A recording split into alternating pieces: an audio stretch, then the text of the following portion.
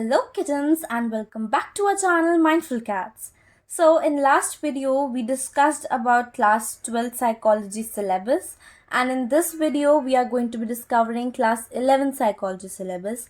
And अब इन सब दोनों को डिस्कस करने के बाद अब फाइनली हम लोग वीडियोस अपलोड करने वाले हैं जिसमें हम लोग सारे लेसन्स एक्सप्लेन करेंगे।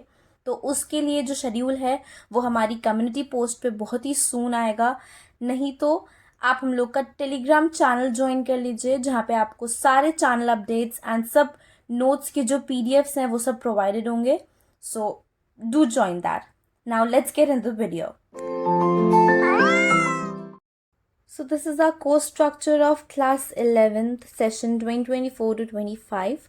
We have downloaded this from the official website of CBSE. आप लोग वहाँ से भी डाउनलोड कर सकते हैं, नहीं तो आपको इसका PDF हम लोगों ने अपने टेलीग्राम चैनल पे प्रोवाइड किया है, लिंक आपको डिस्क्रिप्शन में मिल जाएगा। So let's get started.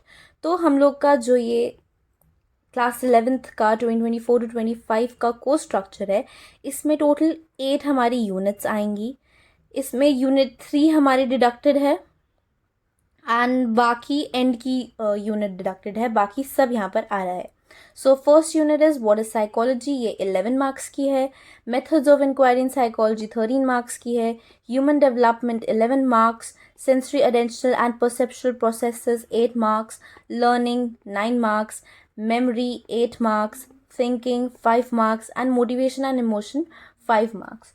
So highest marks के जो आपके चैप्टर्स हैं वो फर्स्ट 3 ही हैं। इफ़ यू सी, सबसे ज़्यादा इंपॉर्टेंट है methods of inquiry in psychology, and ये चैप्टर इसलिए भी इंपॉर्टेंट है बिकॉज इसका बहुत सारा पोर्शन आपके क्लास 12th में भी आगे आएगा।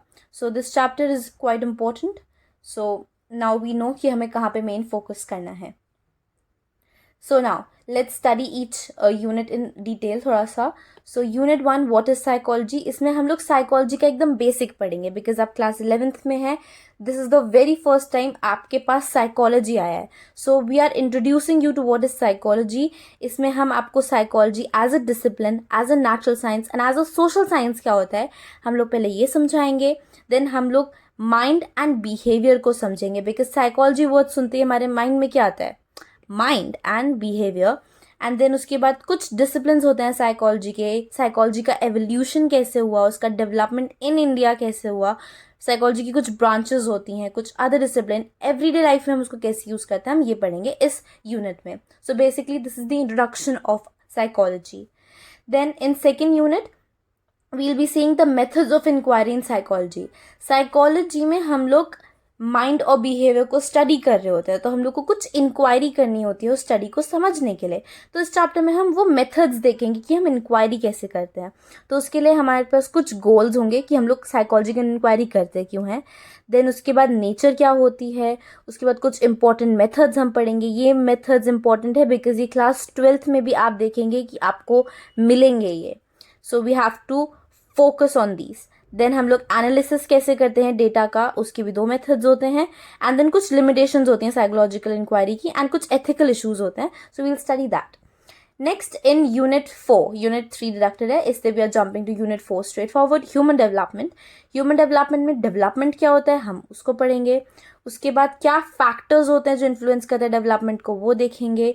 उसके बाद हम लोग एक ओवरव्यू लेंगे डेवलपमेंटल स्टेजेस पर। एक ह्यूमन के कुछ डेवलपमेंटल स्टेजेस होते हैं, उसमें एक प्री नाटल स्टेज होता है, इन्फेंसी होता है, चाइल्डहुड होता है, एंड चैलेंजेस ऑफ अडोलसेंस होता है। अडोलसेंस में सबसे ज़्यादा प्रोबेबिलिटी होती है कि आपको क्वेश्चन मिले क्योंकि आप भी इसी एज में हैं। So this is important. And then फिर आता है adulthood and old age. Then we have unit 5 sensory, attentional and perceptual processes. इसमें हम लोग सेंसरी सिस्टम के बारे में पढ़ेंगे, देन अटेंशनल के बारे में पढ़ेंगे, एंड देन परसेप्चुअल प्रोसेसेस के बारे में पढ़ेंगे। This is basically how we form any idea about something. ये 3 प्रोसेसेस के थ्रू होता है। This is step 1, then step 2 and then step 3। तो हम ये पूरा इस चैप्टर में कवर करेंगे। This is a very interesting unit, trust me. Then we have unit 6 that is learning. Learning में बहुत ज़्यादा प्रैक्टिकल एग्जाम्पल्स के साथ आपको ये पूरा समझाया गया है। So this is also a very interesting chapter. इसमें हम पहले लर्निंग की नेचर पढ़ेंगे, कुछ पैराडिग्म्स होते हैं लर्निंग के, वो देखेंगे। हमारे पास कुछ कंडीशनिंग है, classical conditioning and operant and instrumental conditioning. उसके बाद observational learning, cognitive learning, verbal learning, skill learning, factor facilitating learning, factors क्या होते हैं जो फैसिलिटेट करते हैं लर्निंग को, एंड कुछ लर्निंग डिसेबिलिटीज़ के बारे में पढ़ेंगे। Then we have unit number 7, human memory. Human memory में हमारे पास एक तो शॉर्ट टर्म मेमोरी होती है, एक लॉन्ग टर्म मेमोरी होती है, एंड सबसे शॉर्टेस्ट होती है हमारी सेंसरी मेमोरी। तो हम पूरी मेमोरी के बारे में पढ़ेंगे, एंड इन सब मेमोरीज को भी थोड़ा और डिस्क्रिप्शन में पढ़ेंगे। देन नेचर एंड कॉजेज पढ़ेंगे फॉरगेटिंग के। लाइक मेमोरी अगर किसी की स्ट्रांग है तो उसका ऑपोजिट होगा कि वो फॉरगेट ज़्यादा कर रहे हैं, तो हम लोग फॉरगेटिंग के बारे में पढ़ेंगे। एंड देन हम लोग मेमोरी को एनहांस कैसे कर सकते हैं वो भी थोड़ा सा वेज देखेंगे। Then we have unit number 8, thinking. इस चैप्टर में we are focusing on thinking. Thinking कैसे होती है, तो थिंकिंग में यू कैन सी कि हम लोग एक तो उसकी नेचर समझ रहे हैं, फिर हम लोग कुछ प्रोसेसेस देख रहे हैं थिंकिंग कैसे होती है, फिर हम थिंकिंग को प्रॉब्लम सॉल्विंग में कैसे यूज़ करते हैं, रीजनिंग में कैसे यूज़ करते हैं, डिसीजन मेकिंग में कैसे यूज़ करते हैं, नेचर क्या होती है और प्रोसेस क्या होती है क्रिएटिव थिंकिंग की, and then thoughts and language में थिंकिंग का क्या रिलेशन है, development of language and language use.